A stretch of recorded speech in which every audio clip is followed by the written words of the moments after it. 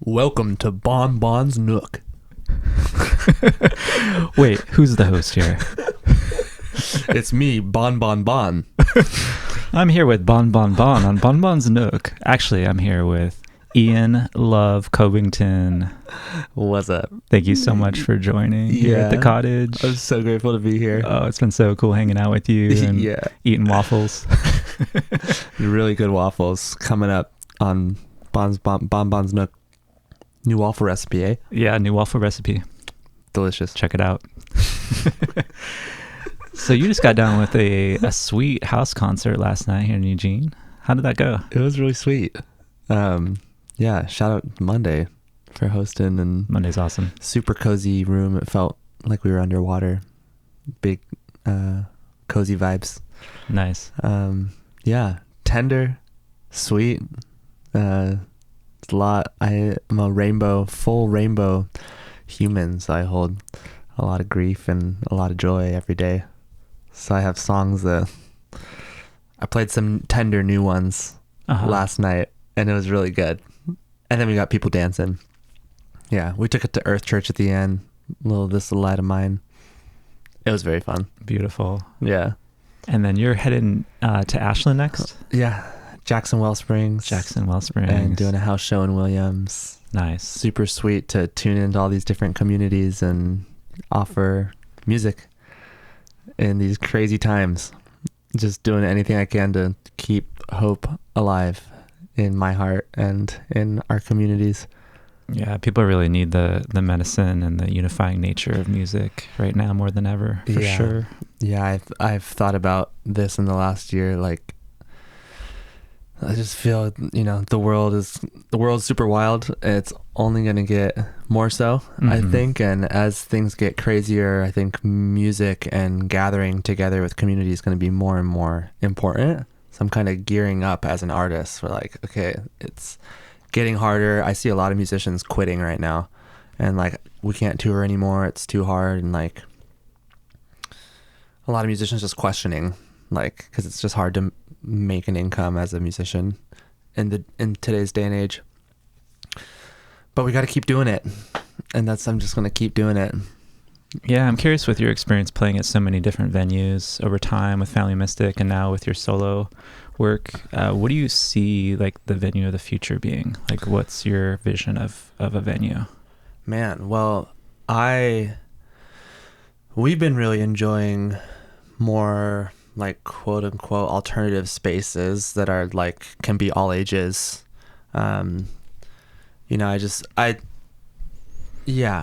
There's a different energy when there's not alcohol being served. And I don't think alcohol is necessarily like a problem, but it's I think our culture's relationship with alcohol. It's like, are we using it to disassociate, or are we using it to connect? And I think just like on a broad scale, I think so many people are desiring deeper connection with themselves, with community in today's world, even if a lot of people maybe don't know how to articulate that. But alcohol kind of like runs the music industry. Like, that's how venues can pay artists, because they make a bunch of alcohol sales. So then they're able to give artists like a nice percentage of ticket sales. We've had venues, because I'm seeing this shift, and maybe people that come to our shows aren't drinking too much, more smoking cannabis and other fun things of that nature. But had shows where we've done great ticket sales, and the venue's like, yeah, great show, we just did really bad on alcohol sales tonight. And so the venue like didn't do that well, and we're like, oh, sorry, like, don't know what to tell you. But I just I try to listen to the people and the needs of my friends and loved ones, and having more friends that are having children and having more children in my life. And someone told me like, yeah, like 21 and up shows kind of divides the village a little bit. It's that like makes sense. Parents have to, get childcare, or like only one parent can go, or so. But it's also venues are super fun with big lights and stages, and that's amazing. And so I think it's just doing a little bit of everything for us. I really like, getting to tune in with all the different whatever way the music can come forward. Yeah. Yeah. Yeah. I'm curious, how did you get started with music? Did you grow up around it? I did. Yeah. Yeah, my parents are both professional classical players. So I grew up, yeah, my mom plays viola. My dad plays trombone and euphonium. They grew up playing in like orchestras. They both subbed for the Oregon Symphony. My mom played with the Portland Opera, still plays with the Portland Opera.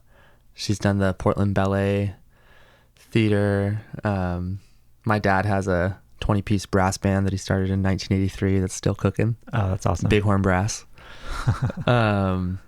So yeah, it's in my, like, they didn't ever like force music upon me, but it was just all around me. And my older sister played piano, and I think I wanted to be like her, so I was like, I want to play piano. And then I started writing music when I was like 8 or 9, and it was just like, it just came out of me. That's awesome. And I just had a thing for it. Mm-hmm. I remember one of my mom's colleagues who was in the orchestra, I was playing piano backstage at one of my mom's rehearsals, and another violin player came and said, have you ever thought about singing and playing piano at the same time? And it was this like light bulb moment when I was like 8 or 9. I was like, whoa. And then here I am. That's awesome. Now I'm 30. I've written so much. When you have a song that comes through or you get the inspiration for, does it come through in a way that's like consistent, or is it kind of random as far as how you receive inspiration and songs? It's both. I think in my younger years it felt really random, but I think I've noticed and observed, like, I know myself where it's I have to be like pretty much in a relaxed state for the music to flow through. Like if I'm dealing with a bunch of logistics or I'm stressed, I'm like not writing. I've come to I like to say that like we go through inhale and exhale periods in the creative process. I think in songwriting and probably all creative things, where like sometimes in life we're just inhaling a lot of change and like, you know, life is just like super intense. But then like I'll go have like months where I'm not writing anything, and then all of a sudden I'll write like 3 songs in 1 week. I'm like, where the heck did that come from? Like, It's like the closest thing I think I'll ever know to having like giving birth to a child. It's like a song, because it comes through. I'm like, who are you? Where'd you come from? Sometimes they come through in like 2 hours, 2-hour period. When a song comes through, I try to, creative challenge of mine is to sit there and finish it in that setting. If I can like make the spaciousness. Nice. Like, but I have a lot of half-written songs where I'll like write a verse and a chorus. I'm like, I wrote a new song. But then if I walk away from it, sometimes it's hard to step back into that energy. Because the song is it's like an energetic snapshot. It's like, this is how I feel in this moment. Like, this is just like what's flowing out of my heart and my fingers. And yeah. And then like, I think the best songs are those that like, I can express my heart, but then it also is like tapping into something collective, or like it resonates with more people. And like my favorite lyrics are those that are like have kind of triple meanings. So like I'm effectively saying what I need to say from my heart, but it's kind of cryptic in a way that's like you might hear it and have a whole nother experience story with the song, because it's ambiguous enough. But that's really beautiful. That's part of the art of lyricism for me. Yeah. That's where you're really being in service.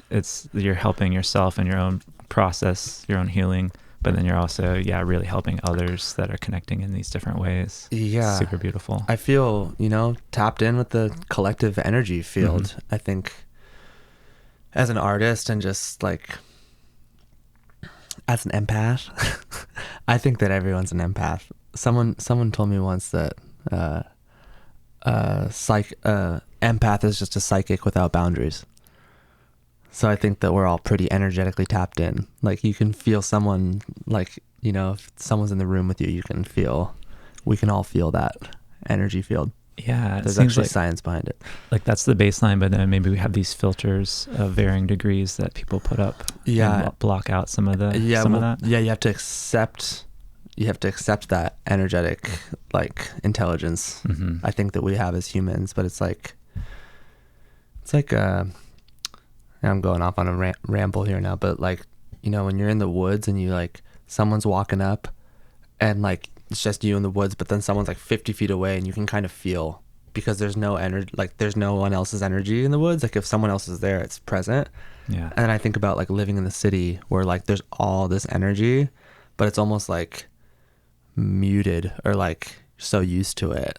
But like living in houses next to each other, it's like so much energy. Mm-hmm. Rambles. But what were we talking about? I just feel like we're all very energetically connected.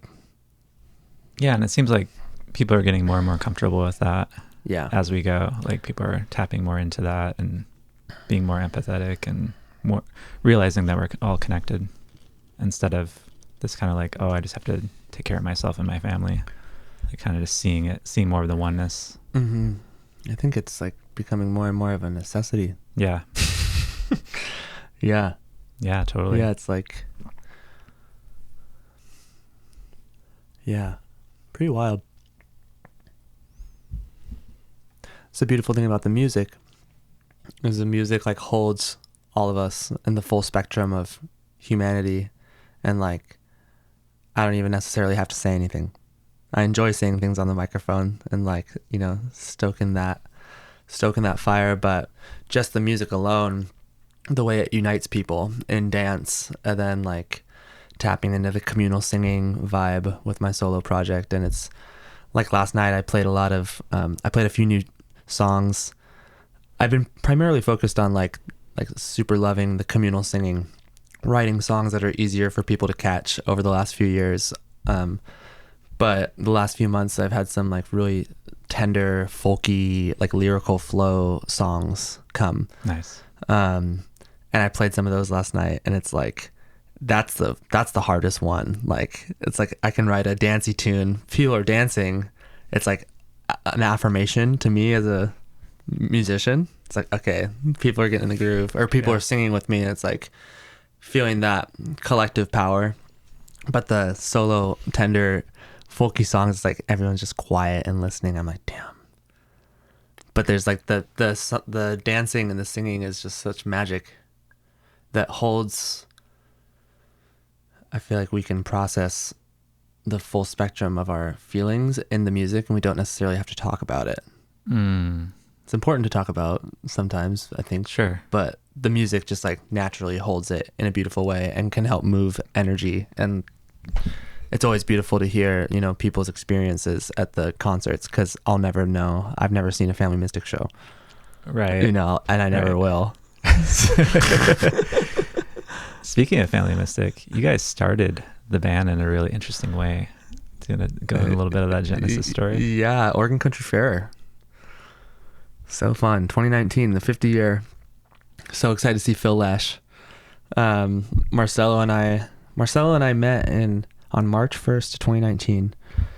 And I did, when I performed back then solo, I went by Love Being, was my stage name back then. And I opened for Soul Rhythm, Marcelo's old band, and Flying Caravan. And I was like as solo opener, and Marcelo and I met, and we actually met doing like a 3-way waltz during Flying Caravan. So Marcelo and I were just dancing together. I'm like, who is this guy? And yeah, Oregon Country Fair is kind of the first time we spent really good quality time, and we were just jamming in one of the campgrounds. I think it was Quiet Camp. And we were just playing a bunch of covers and teaching each other songs, and people kept walking by like, are you guys a band? And we looked at each other and we were like, yeah. Yeah, we're going to start a band. And Marcelo and I had both like, we've connected over the fact that like we were both kind of the leading front person energy in our past bands. Soul Rhythm was his band, and my last band, college era band, was called Onion the Man. And we both connected on like, wait, so you do all this work for your band and your bandmates like don't really give a shit? And like we're like, you know, it's a lot of bands are like that, where like one person's doing all the energy. But yeah, so we started Family Mystic with really awesome intentions, and Marcelo and I share the workload, and Family Mystic is a real band. Like we have 4 songwriters. We all do a bunch of stuff to make the whole thing happen, and that's why Family Mystic is happening, and why we've done so much, because everyone kicks ass and like does what they can. I definitely do a lot with the booking and marketing and all that, but it's intense work. But then also in the same breath, it's like building relationships with venue owners and really dope people who do events. And like as we do it and as we delegate things to, we're in the process of onboarding booking right now, and as we get more things delegated, I'm super excited to like produce the events more and bring the gifts of the community and like just make it a whole spectacle. Like, you know, it's just so much better. I feel the more people we bring in, gifts of the community and people like doing their thing at the thing, then all of us are doing our thing and creating this epic bigger thing. Yeah. And that's like why Oregon Country Fair is so cool, because it's just like thousands of people doing epic shit, bringing their gifts in big ways. Just this epic rainbow of so beautiful. Yeah. Yeah. And it's kind of, yeah, it's so beautiful. It's like fostering this cultural change through self-expression. Yeah, if we contend it in a good way. What are you most excited about in 2026 for Family Mystic specifically? I'm really excited to get a booking agent. Yeah. It's like, take that off your plate. It's like, yeah. It's funny. It's like, I don't think I'm going to book any more tours. I'm kind of like waiting for someone to we have a few seeds and things, but it's a process with the booking agent and building the relationship and making sure it's all good. And like, you know, but you know, we just started the year with a sold out show at the Wonder Ballroom in Portland, opening for Dogs in a Pile. Oh yeah. Tell me 850 tickets sold. What did that feel like to go in there? Our biggest show we've ever done. It was epic. Like, it was like we only did a 45-minute opener set and we had a quick sound check, and so it was intense. Like, but we're super pro at this point and we know what we're doing and we're pretty dialed and we can do quick setups and like we rock it. Yeah, it felt super natural. Like looking out at all those people, it was crazy. Like looking up and like, oh my God, so many friends and so many faces I didn't know. Yeah. But yeah, so it feels just like a really good sign that like that's how we're starting our year. And now we have like a pretty light spring. We're gonna just finish our record. I'm fucking stoked to release our goddamn album. It's been a long time coming. We did like a Kickstarter and got a bunch of support from the community, and I thank anyone who helped us make that happen. We like started recording it in like fall of 2024, and then I went to South America, then came back, and then we added Todd, our second drummer, in April of 25, like a few weeks before our spring tour. We're like, all right, Todd. He had been traveling with us for years. He's been playing with Marcelo for like 10 years. Love that guy. But so now we added 2 drummers, and then we like the whole year we just had such a busy touring schedule. And so now we just kind of restarted the record because we recorded double drums live. So we have double drums on the record live. We recorded all the instruments like with the drums. So all the instruments were kind of scratch takes. But then on the record, there's double drums live. That's awesome. And then we just finished the bass. All the bass for the record's done, and now we're gonna do keys and guitar. And then we overdubbed the harmonies, so it's like nice and clean, and it's gonna be sweet. Awesome. I want to get a little flugelhorn from Maestro Max Ribner on the record, and just a little sugar and spice. It's like I grew up on the Beatles, so like I'm a recording artist first. Like I love touring, but really I just want to be like making enough prosperity from the shows where I actually don't have to tour as much, so I can just like make dope records. And just like if I had the spaciousness to just, because it's like music to me, like it's like we're painting a picture with sound. It's like a canvas, and all the like jazzy extension chords are like different tones and shades, and like you can like, yeah, that's kind of how I view it. And like the making records is super fun because like if it feels good live, my theory is like if it feels good simple, like the arrangement live, it's a good song. So like it can be simple and live, but then on the record, like why not just add some strings or horns or Yeah. extra percussion, and because you can. And like that's what the Beatles innovated a lot. They like were like, what Absolutely. happens if we like reverse the freaking guitar and like put delay on it and like make this psychedelic soundscape? Pretty fun. Yeah, and it's interesting with them because they were forced into being studio musicians because the live shows were so crazy with all the, Yeah, the kids. they didn't have the technology to amplify sound. Hmm. Do you know that the Grateful Dead invented stage I monitors? did know that. Yeah, Fucking they crazy. really pushed it along. Yeah, they Yeah. like yeah. It's wild that came out of there. Yeah. Yeah, Grateful Dead is such an interesting history. Oh man, don't get me started. I Yeah. could fucking talk about it for a long time. So could I. I feel like the Grateful Dead, I feel is like the beginning, the roots. Grateful Dead and Rainbow Gathering is like the roots of all of our entire festival culture Hmm. in America and probably aspects in the whole world. They're like the first big touring band, and they're like, you know, people started following them vending. Shakedown Street was like the first like vendors like that. Yeah. And yeah, pretty epic. Pretty epic. Then there's the history of the Haight-Ashbury, and that's a really interesting time period, 65, 66, and then going into 67 when they got all the media attention with the Summer of Love. But Yeah. that year, 1966, I don't know if you looked into it, but that was when it was super magical and very grassroots, tight-knit community in the Haight-Ashbury Yeah. before it got too big. Dude, I don't know. Dude, I don't know if you know this. I don't know if many people know this or if I'm really supposed to share this, but I was just hanging out in Port Townsend with good fam, Amy Ringel, Max, Andy Fisher-Price, Michaela Kingslight, but we were having dinner and hanging with Laurence Cole. Oh, he's great. And dude, I come up with my dinner plate and Michaela's like, come over here, he's talking about the Grateful Dead. He lived in the Haight-Ashbury in 65, and his best friend was Rock Scully, who is the Grateful Dead's manager for like 30 years. Yep. And he said that he lived with Rock Scully in 65, and he said they lived in the basement of, I think, the Jefferson Airplane House. Oh, I didn't know that. And Laurence Cole was at the very first acid test Wow. where fucking Rock Scully met the Grateful Dead. That's amazing. And Laurence Cole was there, and he was just like talking about the culture there. He's like, yeah, everyone would, you know, in 65, like everyone would go to the jazz shows or go to the shows and they dress up like the colors and stuff. He's like, but then like the people did acid and then people just dressed colorful all the time.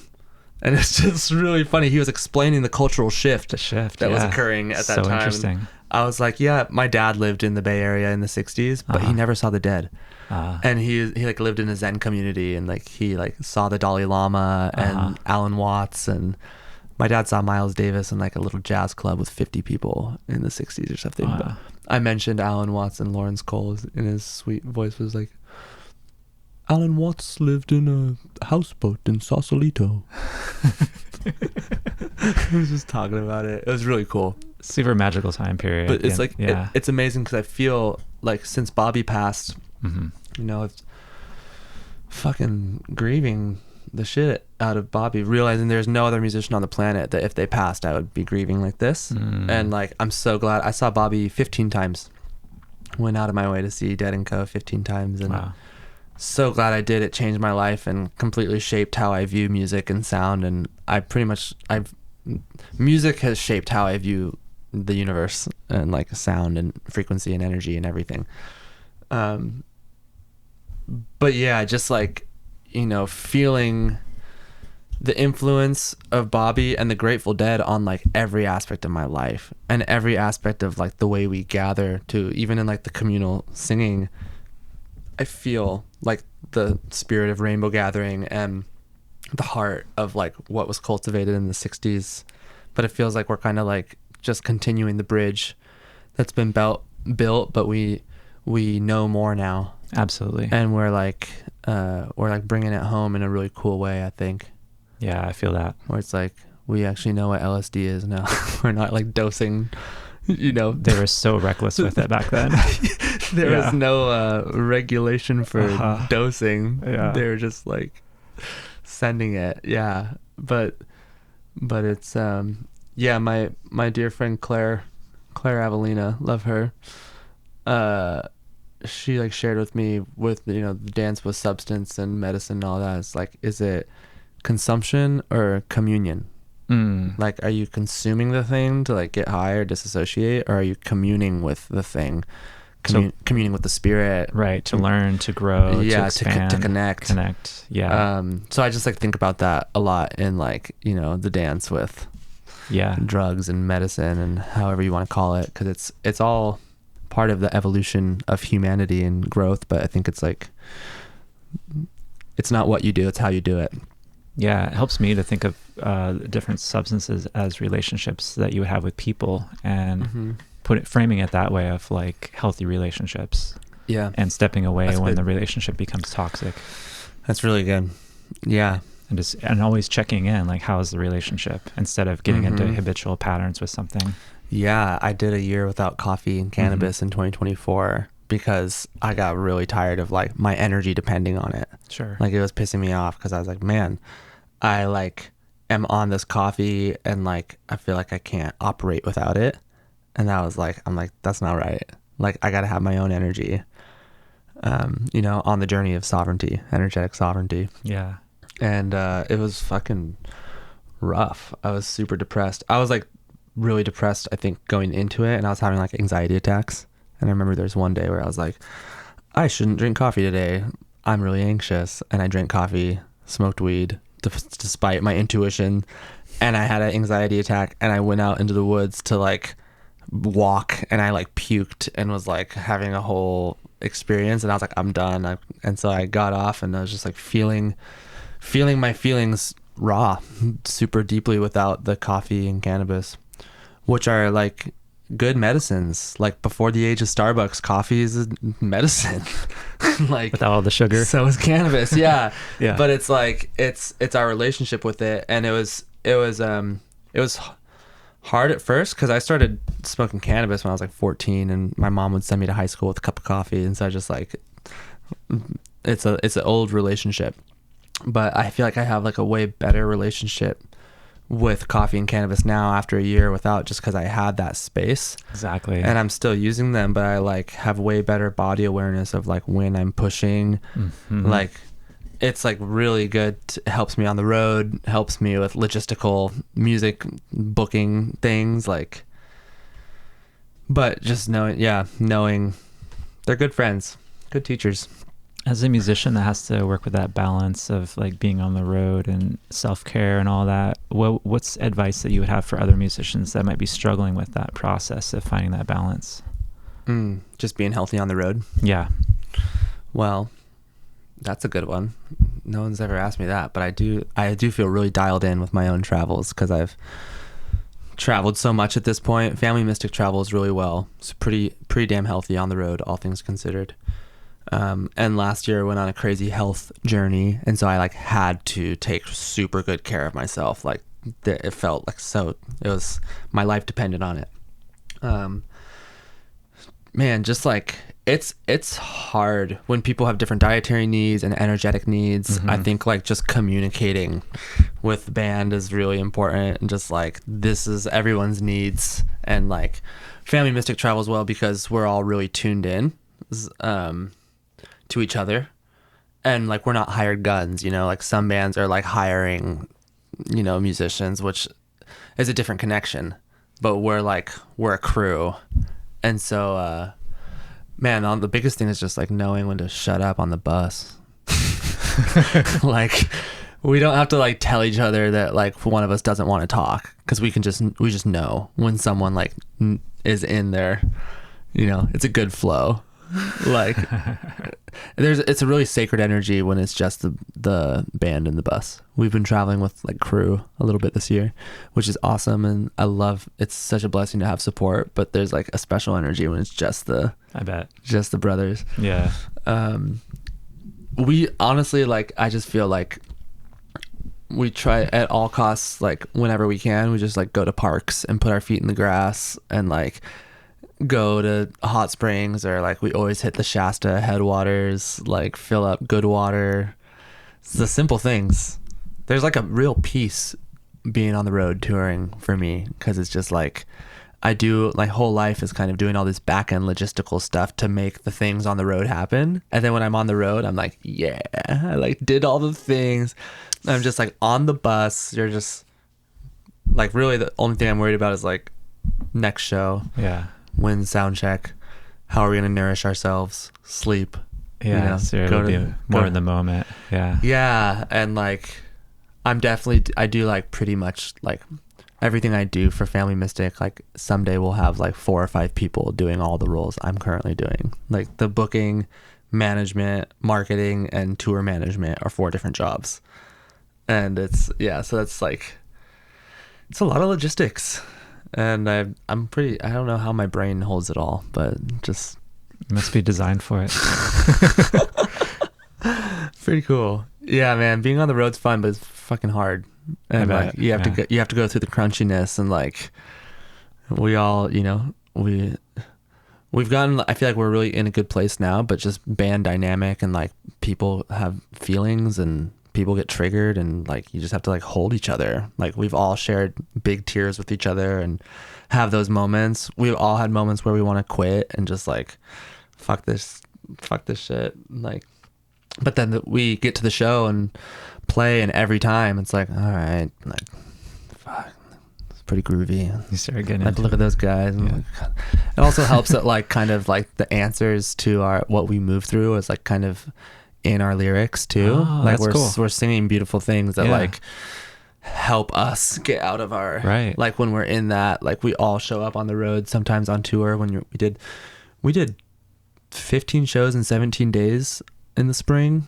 That was like our biggest crazy run. 27 shows on our spring tour, but the main run was like 15 shows in 17 days. And when you do like 5, we did a 6-show run. It's just like sometimes you just show up and you're just like, I'm not feeling this. But then we start playing and it's like, all right, fine. Then, like, the music takes over. Yeah, it's good. That's really good. It's good, but it's finding that balance on the road. We're super blessed. I feel like we have like some energy protecting us. It's crazy. That's awesome. We've been through some crazy shit and definitely had some bus breakdowns and crazy shit with buses over the years. My God. But like we're just blessed. Yeah. Family Mystics, it's a good wave. It's coming. We're coming for you. Are you gonna do any international things with Family Mystic? Yeah, Europe tour 2027. 2027. Dead did Europe 72. We're gonna do Europe. It's 27. Backwards. I noticed that. Is that intentional? Or that's what we talked about. We're like, we're bringing it back. We're gonna bring all the hippies to Europe, and we're gonna. Love it. Yeah, it's beautiful. I'm super stoked. I'm not gonna book it. I'm also stoked about that. We're gonna find someone. We've also been talking about a Hawaii tour. Ooh, that's like something that Marcelo lived on Hawaii for I think a year, but got some connects on a few different islands. And, that'd be cool. Yeah, he said like he was on Big Island for a while, and he said like after like 2 weeks he like did like a month tour with his band over there. He's like after 2 weeks like everyone knows like you're that fucking band that's playing, because there's not a lot of music over there. Not a lot of bands go over there. Yeah. Well, let me know if you need any help on the camera crew. Yeah, dude, you know it. Yeah, we got the Star Child creative. Yeah. Are you still doing the Elevation Station? Yeah, so that's still a dream, is to get that going. Yeah. And what I've decided is it's going to be called the Chocolate Factory. That's going to be the name of the venue. Bonbon's Chocolate Factory? Well, it's because we already have Pure Love Chocolate going, and we need to expand it. And so what we're going to do is get a bunch of investors and find a place that we can expand the Chocolate Factory into, and connected to that will be a venue with a stage. Oh, dude. So Elevation Station will be the name of the channel of what's happening on the stage at the Chocolate Factory. That's the vision. Count me in. Yeah. You know, I have that like super tall Willy Wonka hat if you want to make like perfect. A promo video, and I can like. That's perfect. Help. You know. I do this. Yes, I do this voice like this. Oh, what? Yeah. Welcome to the Elevation Station. Oh. Yes. Welcome everybody. Okay. Yes, it's BYOV here. Bring your own vibes. Oh, bring your own vibes. Yeah. Okay. But then we create the collective vibe. It's very nice. Oh, the collective vibe. Yes, welcome Welcome to Bonbon's Nook on this fine day. What kind of food are you serving? Pierogies. Pierogies. Okay. Are they gluten-free? We have gluten-free options, thanks to Bonbon's Nook. Thank you, love you, darling. Yeah, I can imagine you in the top hat. Yeah, it's a good one. I heard you also do a clown. You're a really good clown. Is that, should I not bring it up? It's a touchy subject. Okay, man. Sorry. I mean, that's why I gave you the red microphone. They think it's so fucking funny to send a clown all the way out here from fucking Philadelphia and put him in the fucking Nook in a blueberry field. Like, that's fucking hilarious. And people think it's funny, but like, this is just my life, man. I don't know what's so fucking funny about it. They took my clown shoes on the plane, confiscated. What? Yeah, they told me no fucking funny business on the plane. What? Where are you from? Philly. Philly? Yeah. I didn't know they had clowns there. Oh yeah, there's a clown school in Philly. I actually met a clown when I blew my mind. Like, you fucking go to a clown school in Philly. Wow, that's unexpected. Yeah. Well, we're everywhere, man. We need more Philly clowns out here on the West Coast. So thank you for coming out here. Yeah, we need more fucking cheesesteaks out here. I can't. All these goddamn vegans. I can't find cheesesteak nowhere.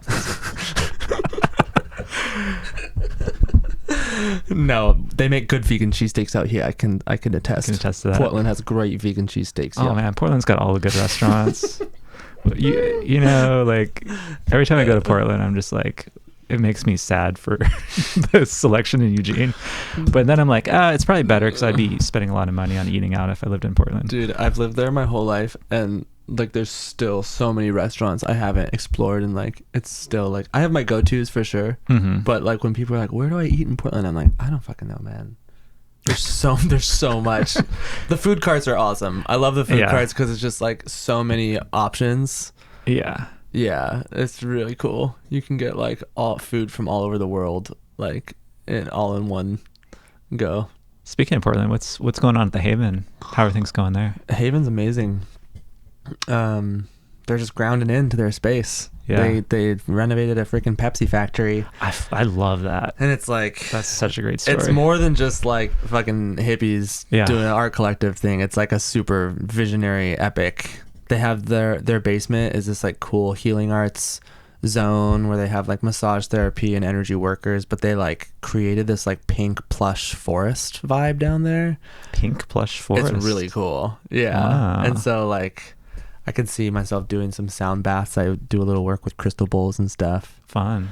I haven't done that in a few years, but yeah, it's really epic. It's like, it's kind of like it almost feels like an Oregon Country Fair vibe in Portland. Love it. And it's like, yeah, it's pretty amazing. They have a great stage, great gallery. I really just like great the ethos and just like the vision I really believe in.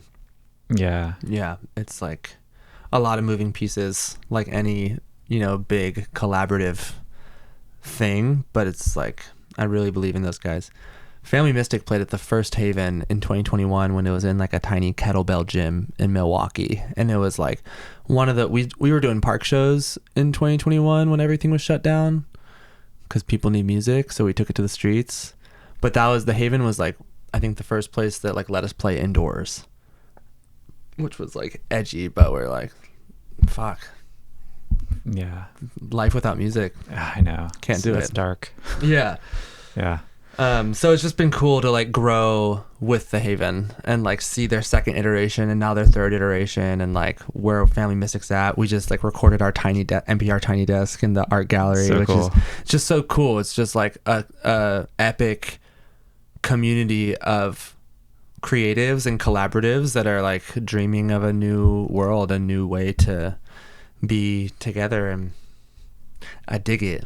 Yeah, it seems to be super successful. It's happening. It's very inspiring. I'm proud of those guys. Yeah. It's super freaking epic. There's like, I guess it's the first, like brick and mortar, like actual permanent location Elixir bar in Portland. Oh, wow. That's cool. Liz, Rose Rooted Elixir bar. Awesome. Liz is the homie. Nice. Love you, Liz. Well, we've got Little Ball here, and I was curious if you wanted to pull a message, and I'll do the intro for you. Great. Little Ball is a cat toy living inside a salsa container that channels cosmic wisdom for you in this now moment. Little Ball has a message for you. Merry Christmas. Oh my God. And It's then fuzzy. And then you can do a little ASMR with Little Ball. Oh, fuck. Sean, wasn't prepared for that. I'm aroused. Yeah, you like that, don't ya? Okay, let's see the little ball. What the little ball whisper into my ear, baby. What does little ball have to say? Come on, baby. Come on, baby. Little ball says, replenish your inner well. Little Ball knows what's needed. Little ball knows what's up. The one I got That's was what we gotta do. miracles happen every moment. That's right. Damn, thank you, little ball. Yeah, Little Ball's great. You're welcome, I love you. Little Ball travels around with me to all the fun events, including Tortilla Thursday. Wow. And we now have a thing called the suggestion box. You may have seen it over there. And the suggestion box was created for people to put their suggestions in, and they may or may not be read by someone, but it's a tool for suggesting what you'd like to happen in your life or in the world. Wow. Yeah. I write the suggestion? You write the suggestion, you put it in the box. Yeah, it's the suggestion box. Wow. Yeah. So that's available. I got a suggestion. Yeah? Yeah. You're going to write it down? Yeah. Okay. Perfect. Good things, man. Yeah. We got bells. I couldn't resist. Yeah, we got bells that talk to each other. We've got an arbitrary sand timer that gets flipped every often. Yeah. It's a 10-minute. We're just for the good of all beings. Yeah.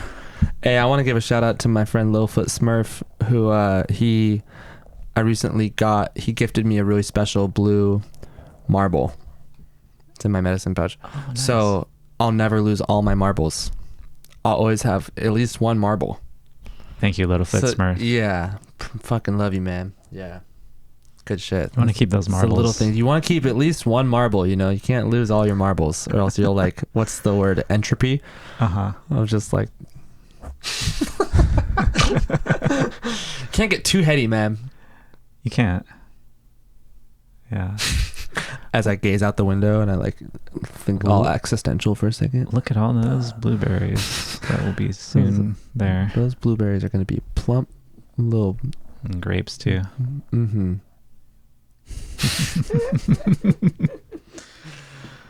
Yeah, man. I want to ask you, what is your biggest dream this year personally? Because we talked about Family Mystic. What's your biggest dream this year? Man, thanks for asking. Good questions. My biggest dream is to just like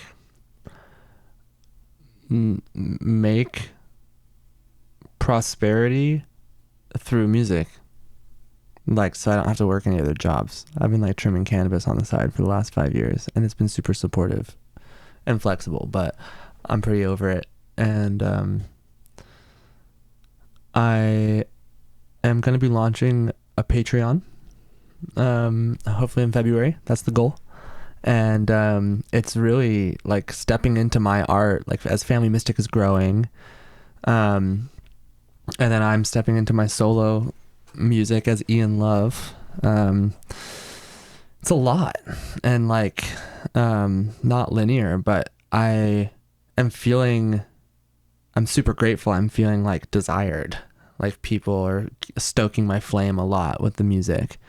And so I just want to like keep giving back and keep giving to the world. And the Patreon, it's just like scary to put yourself out there and like, but it's going to like dial in my production skills, my video editing, and I'm going to be making demos, and like it's really just going to be it's all going to amplify. But I want to receive prosperity so I can actually pay my dope friends to come to the events, and like, you know, so the events are more prosperous, so I can like pay the video crew and pay the circus and pay all the things and like the lights and like create a whole epic thing and share that prosperity. Like my prayer is to uplift the whole community and uplift the voices, and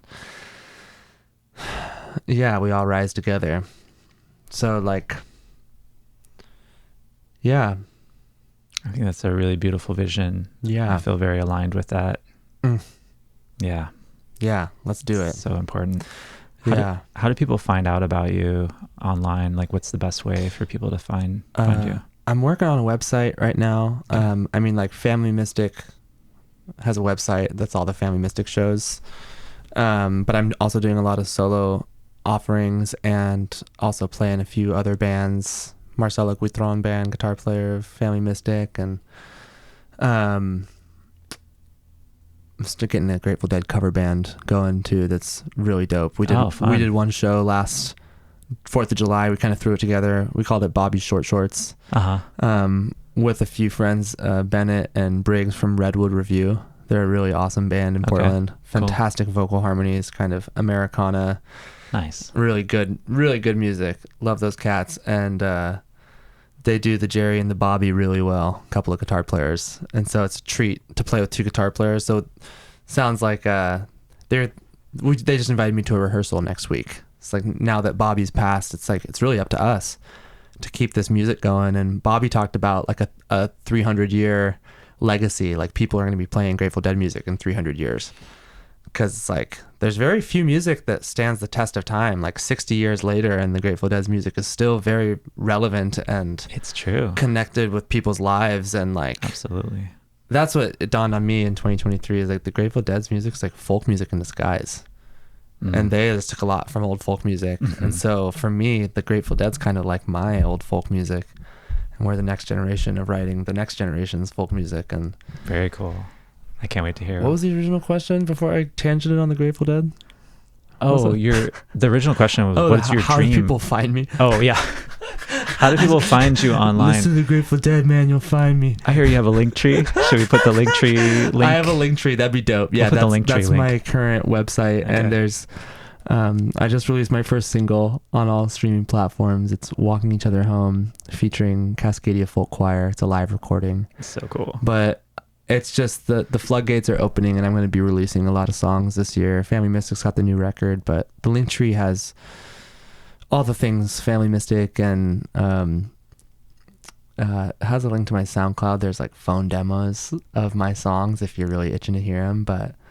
And I also have a YouTube channel that I'll be uploading more. Got some excellent, and also Bandcamp. I'll be uploading some board recordings from a couple shows from this tour, so people can hear the live experience, because I've been playing with some ensembles with my music, which is really cool. Drums and backup harmonies, and awesome. Super fun. Yeah. Well, we have these mics and everything. Would you want to play a song here? I play a song. We could do it in a separate segment, get set up for it. Cool. I'm super down. I think people will really enjoy that. And then in the description of this podcast, you'll find a link to the link tree for Ian, and you can get on the Patreon and help support more music coming out of Ian, because I think everyone would appreciate that. Thank you. We're gonna keep doing it. I'm gonna just keep giving music to the world, and I think like my MO as an artist right now is just do anything to keep hope alive, through the music. Like music, I feel like if I didn't have music in my life, I'd be like super depressed and what do I do? There's been times where I like try to, in the past, where I'm like, I'm done with music, I'm gonna live on a farm and tend land because that's what I want to do. But every time I run away from the music, it like comes back like tenfold. The music's like, you're mine. This is your purpose. And yeah, I'm just gonna keep doing it, and no matter what happens, and I think my suggestion to the suggestion box, but to all beings too, is just like keep listening. I think it's just really important to listen in this time. Listen to each other, and listen to your heart, listen to your body, and keep leaning into community, because the world is freaking cray, and my hope lies in local communities and our relationships. And so that's my suggestion. Beautiful words. Thank you. And make sure to write it down and put it in the suggestion box. It may or may not be read. It may be composted. That's part of the non-attachment of putting your suggestion. We all compost. Creates fertile soil. Exactly. For the newness. Yeah. Thanks, Sean. Thanks for being here. It's been a blast having you on. It's really great. Thanks for tickling my my fancy. Little whimsy and whimsical Bonbon's Nook energy here. And it looks like the sand timer is almost out, so we're right on time. Okay, I'm gonna do a little Do a little song. Thank you for joining us on Bonbon's Nook today. That's it. That's it. It's been a wonderful time. Although it's raining, we feel the sunshine in our hearts. Have a beautiful day. This is Bonbon's Nook. I don't have anything to add. Thanks, Ian. We'll see you next time. Oh, there we go. All right. Well, I suppose I could just ramble for another 30 seconds if everyone is into this kind of thing. But just remember to turn on the fridge. I was going to say, remember tortillas. As free as a bird being born on this sacred land, I am as free as I want to be. I already am as free as a bird being born on this sacred land. I am as free as I want to be. I already am as free as a bird being born on this sacred land. Ooh. So I sing it to the ocean, I sing it to the trees, I sing it with emotion so that I can receive the magic in the music that's coming over me, because we are all vessels for spirit to speak. I am as free as I want to be. I already am as free as a bird being born on this sacred land. I am as free as I want to be. I already am, oh, as free as a bird being born on this sacred land. I am as free as I want to be. I already am as free as a bird being born on this sacred land.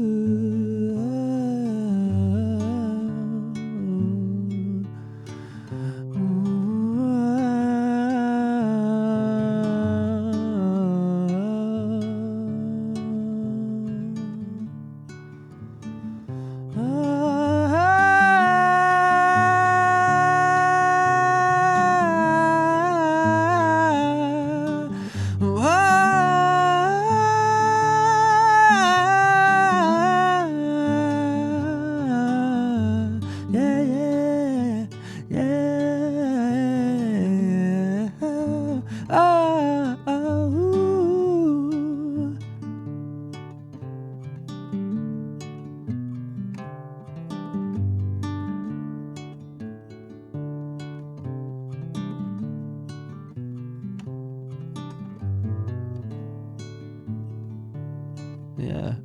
Cool. Sounds good. You had to get into it for a little bit.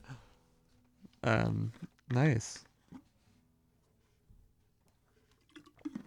Yeah, this song, I wrote it on the beach in I think it was 2023. I was camping with my family at the beach, and I was kicking it with my family in the afternoon on the beach, and I passed out on the beach, and then they all left and went back to camp, and I woke up and my family was gone. I was like, the fuck? But I just woke up, picked up my guitar, and this just came through. I wrote it kind of with the ocean. And it's going to be on the new Family Mystic record, and I'm probably going to record a version of it for my album too.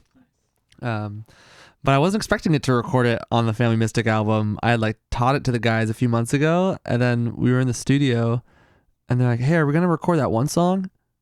And I was like, "Oh," and I wasn't expecting it, but we laid it down. It's really nice. So there's gonna be the acoustic guitar version, and then Family Mystic's got the rockin' version. Pretty fun. It's called "I Already Am." Yeah.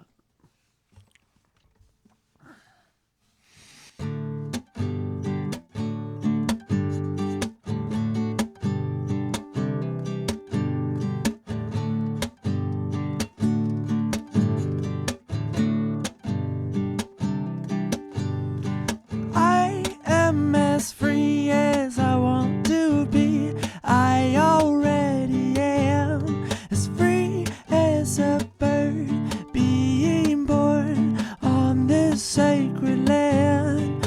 I am as free as I want to be, I already am. As free as a bird being born on this sacred land.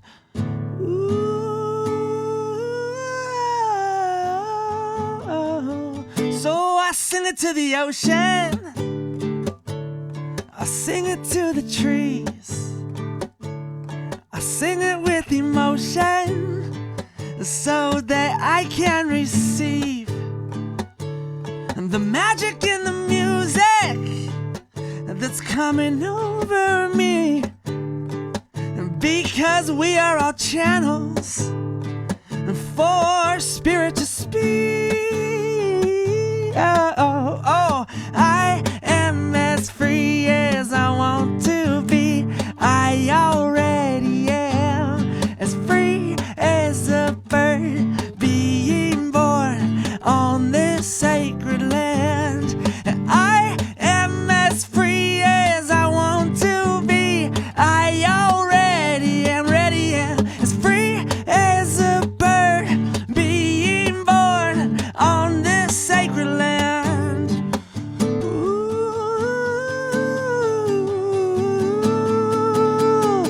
So I give it to the ocean, I give it to the trees, I listen to the children, because their message is a key to the magic of the heart that's calling out to me.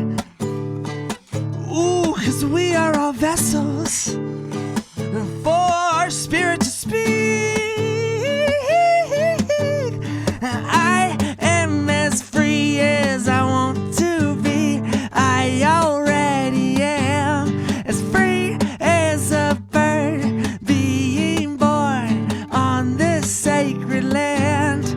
I am as free as I want to be, I already am. As free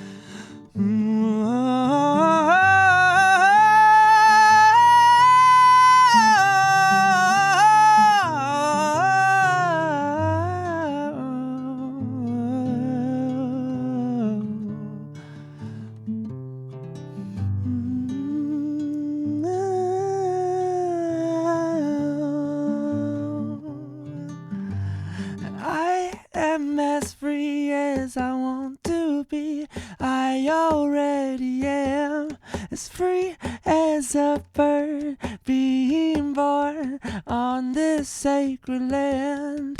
I am as free as I want to be. I already am as free as a bird being born on this sacred land. You. Chew. That's fun. Yeah. Wow, thanks, man. That was cool. I got into it. Yeah, that sounded pretty good. Oh, yeah. Oh. I've been doing this thing lately where when I moan, I kind of like moan when I'm in restoration mode, and I'll just turn it into like a melody. Oh, yeah. Hey, you got a disco ball. Thanks for bringing the disco vibes.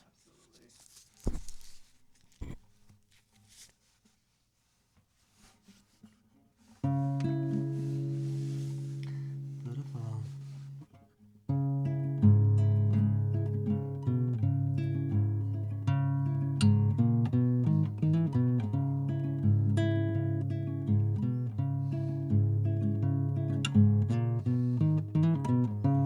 Was it good? Sounded good. Should I sing a little bit with this one? Just make sure.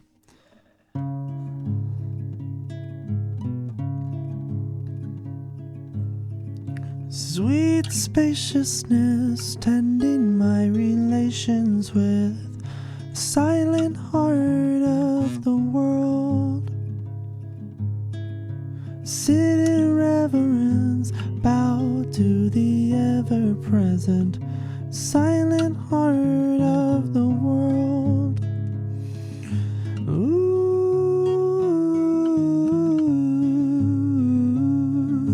ooh,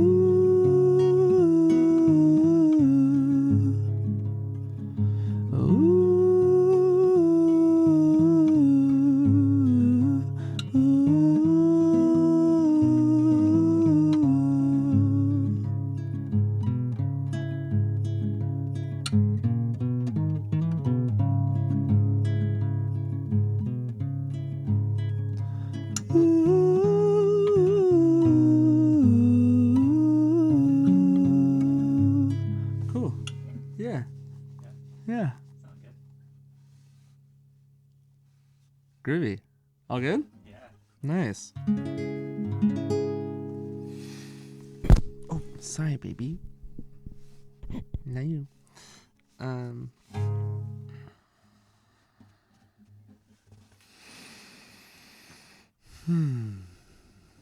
Song's called Silent Heart of the World.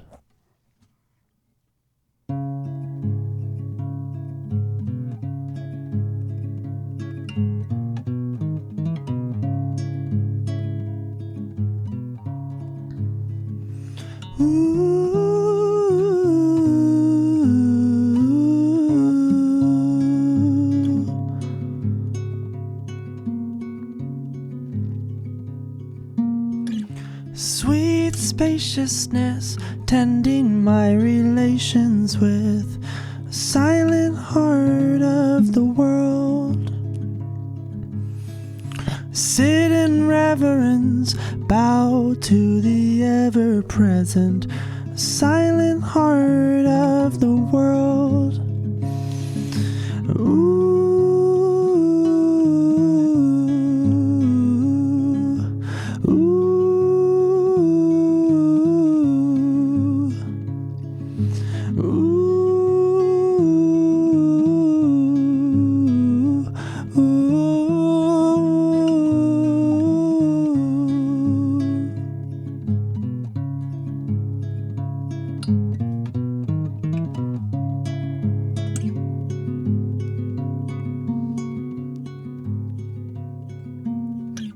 Light in the dark beckons me from far within the silent heart of the world. Travel long from home, never be alone in the silent heart of the world. Ooh.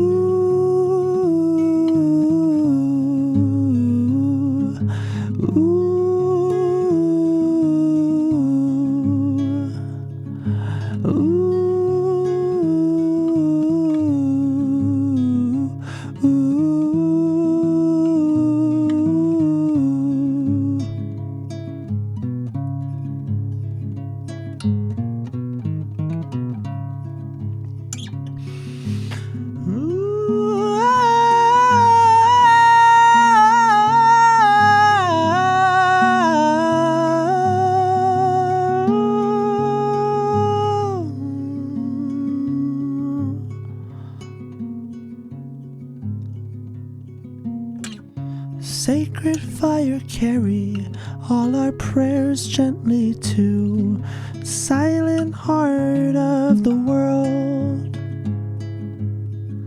Around and round the sun, dancing with the only one, silent heart of the world. River, ramble on, sing your song to the ocean where we belong. River, ramble on, sing your song to the ocean where we belong.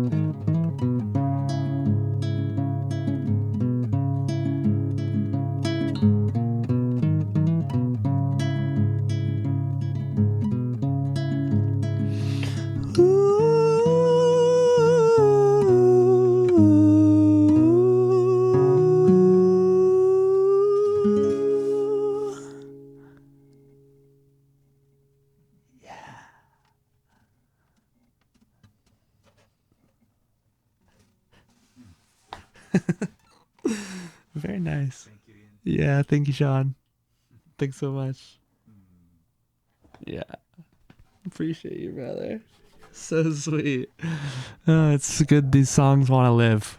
They've been like just like So much. they're just patiently waiting Yeah. to live, and it's really cool. Thanks for helping them come through. So powerful. Thank you. Yeah, really moving. Yeah, there's a lot of like spectrum to the music that comes through me, so it's like last night was interesting because like there's what I feel and what I want to play, but then there's what the room feels and what, you know, I try to read the room, and it's like that balance of like honoring like, okay, well, this is what I want to do, but actually like I think the room wanted something different than what I wanted last night was my perception, but I was also sharing really tender songs at the beginning because I wanted to share some new songs, but it's just super interesting That was a really interesting balance. because I have like, you know, my funky rainbow disco Jedi mode, and then I have these soft, tender songs, and I could go any direction at any time. It all lives within me, but pretty fun. Full spectrum. Yeah. I'm a full spectrum alien, wizard, Jedi, pirate, shapeshifter, clown. Yeah. Thanks for having me, Sean. Thank you. Thanks for letting the music live. Absolutely. The music's like a fire. It never goes out. Bing, bing. Room service. Room service at your service. Your local Cascadia bard. Yeah, nice. Next stop, Sundance. Always got to go to Sundance. Yeah, right on.